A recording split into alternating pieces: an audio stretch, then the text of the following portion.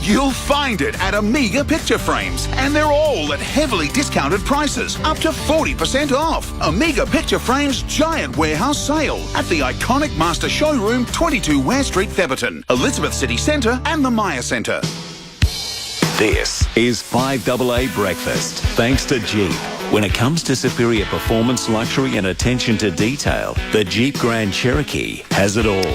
Good morning, everyone. It is 6:49, 12 months to the day that we have the state election. Jay Weather will give us a report card after 7 o'clock. Many of the islands of the beautiful area of Vanuatu and the Pacific Ocean there has been affected by Tropical Cyclone Pam. It was a Category 5 when it went through there on Friday night. We're still gathering information about how bad the devastation is.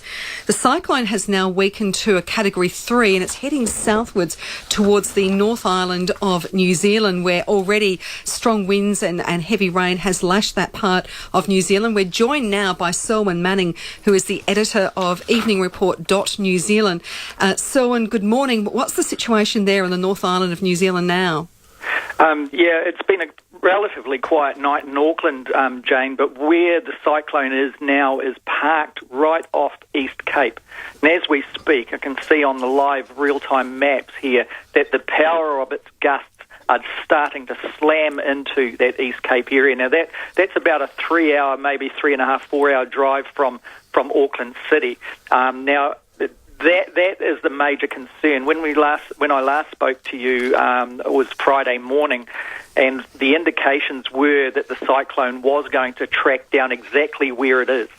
Now, the positives are that, like you alluded to, it's been downgraded, and it's most recently been downgraded to an ex-tropical cyclone, meaning the heart of the storm has cooled down. It's not hotter than the surrounding area. So we are lucky in that respect. But East Cape and the Hawke's Bay areas are still a real primary concern. The Weather Watch people here in New Zealand, Jane, they really say it how it is. And they put out a piece just now, and it is saying that this storm, this monster basically is a freight train, and New Zealand's on the edge of the track, and it says East Cape is the person's elbow and it's about to get whacked by the train.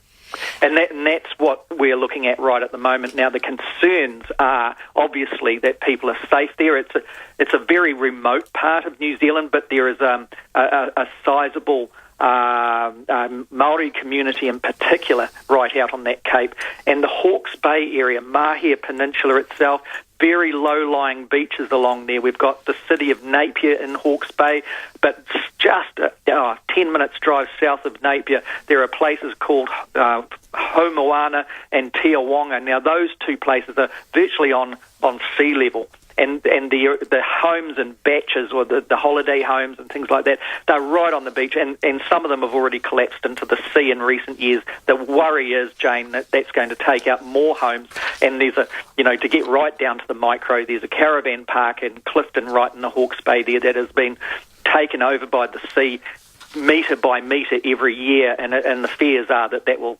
finally just fall into the sea, Jane. And many of our listeners would be familiar with that area, the Bay of Plenty, either having lived in New Zealand or being lucky enough to go on a cruise. Would that be affected as well? Yeah, the Bay of Plenty was a major concern. Now, that is being affected at the moment, but as the storm goes further south, in a way the Bay of Plenty will be protected from that cape itself. It'll cause the wind to go up. And that's similar to what happened to Auckland last night. It started off yesterday afternoon where the wind started to buffet and do these strange kind of things that, you know a storm is coming, it's coming soon. As it moved down from Northland last night, the fears in Auckland were that, and the Met Service and others were saying there was a possibility it was going to track westward and smack right into Auckland, but it didn't. It stayed on its track out on the east. There's an island called Great Barrier Island. It's about 70 to 80 kilometres from the heart of Auckland City. Great Barrier, it copped up to 140 km/h gusts last night. But even now, this storm is maintaining steady wind and gales at around 90 to 100 km/h and gusting to 140. So it's still significant, but nothing compared to the poor people in Vanuatu, what they got on Saturday night like your people have been reporting, Jane, was catastrophic. Got a message from a contact in New Zealand Foreign Affairs. They're based in Port Vila, and she sent me a message, and it said, it was a terrifying night, but we're okay. Damage is devastating. The assessments are only just beginning. It will be a long road ahead. Now, for this person, this contact, to say it was terrifying, I can underscore that because she's worked in areas all over the world in terrifying situations. So, on the latest that we're hearing here is that officially 8 have died in Vanuatu. Have you had any updates on that? As I understand, it's about the same, Jane, and I think the counts are going to continue. The fears are expected to become a reality, that there will be more than 40 and 50 starting to show once those outer areas that no one can communicate with at the moment once those counts come in. If you spare a thought for what Vanuatu is facing, it's similar to a lot of the smaller Pacific islands in the sense that when they suffered this type of thing, I know in reporting at Niue, for example, when it suffered a major hit from a cyclone a few years ago, just the basics like having a functioning mortuary and things just weren't there. They had to use a fish truck with ice to keep things until they were ready to bury their loved ones. And it's that kind of real grassroots thing that really impacts. Obviously, it's satisfying that Australia has put a beginning of its aid, to help out our neighbours there. New Zealand has done a smaller amount, but significant beginning as well.